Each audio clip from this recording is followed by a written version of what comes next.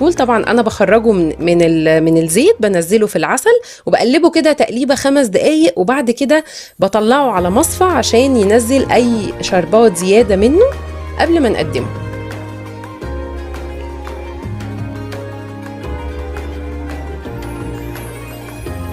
شفتوا سهل ازاي؟ يلا اعملوه في البيت، هيعجبكم جدا.